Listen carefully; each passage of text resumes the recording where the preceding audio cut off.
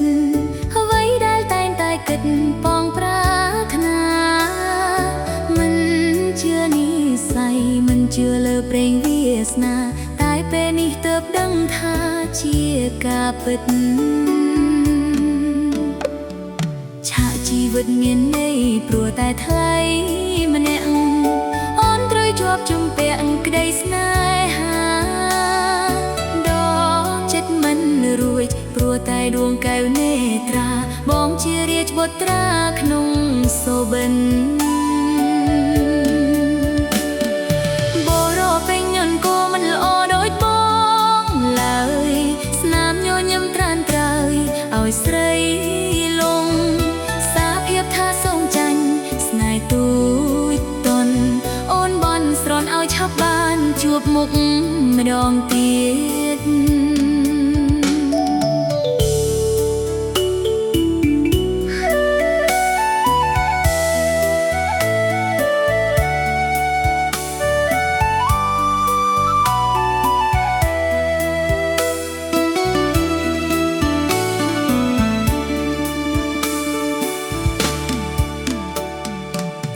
ជីវិតមានន័យព្រោះតែថ្លៃម្នាក់អូនត្រូវជាប់ជំពាក់ក្តីស្នេហាដ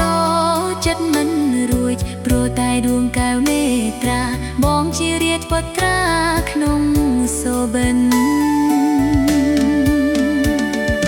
បរោពេញញញក៏មិនល្អដូចបងឡើយស្នាមញញឹមត្រាំងត្រើយឲ្យស្រីថាសូមចាញ់ស្នេហ៍ទូចតន់អូនបន់ស្រន់ឲ្យឆាប់បានជួបមុខម្ដងទៀតបរោពេញញញក៏មិនល្អដូចបងឡើយស្នាមញញឹមត្រានត្រើយឲ្យស្រីលងសារភាពថាសូមចាញ់ស្នេហ៍ទូចតន់អូនបន់ស្រន់ឲ្យឆាប់បានជួបមុខម្ដងទៀត